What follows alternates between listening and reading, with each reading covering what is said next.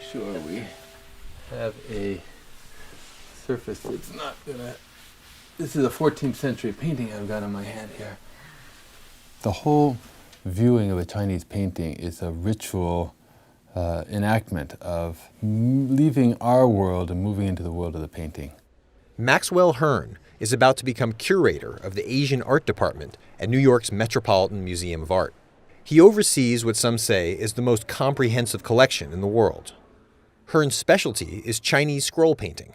He took a 14th century painting out of storage to show the New York Times the intimate way that these works were meant to be experienced. The scroll is protected. It's lovingly swaddled in silks and protective boxes. The physical connection to the work of art is really important, and every surface we encounter, there's beautiful ancient brocades. This one dates to the 17th or 18th century. It's an ivory clasp, a nice woven silk ribbon that secures the piece. So as we unroll the scroll, we encounter these bands of silk that are called geshui, which means moat. So you're actually crossing a moat, entering into the space of the picture, and oftentimes that brocade border is a place for collectors to place their seals of ownership.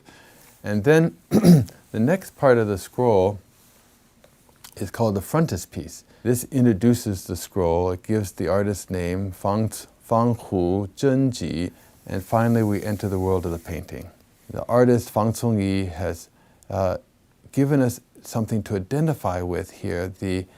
We see the roofs of a temple hall on this peninsula in the foreground, and it's from this vantage point that we can enter into the painting. So we're given an anchorage here, and as we walk through these trees right down to the spit of land at the very end, we can focus on these beautiful grasses drawn with maybe a very fine-tipped brush. So our focus is really narrowed into the foreground. We look up, we see this vast expanse, and then something magical takes place. It is a kind of transformation, a transmutation of space that the artist has created, so that we leap in a matter of inches from these fine grasses across to trees that are already clearly a mile away from the foreground trees that we saw just a minute ago.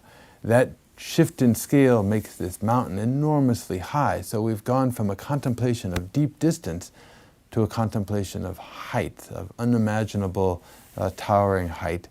And then this extraordinary Taoist painter reminds us of the impermanence of the universe, that even this substantial granitic cliff can be dissolved and return again into vaporous qi, or the breath of the universe. And the very last few inches of the scroll, we return to nothingness.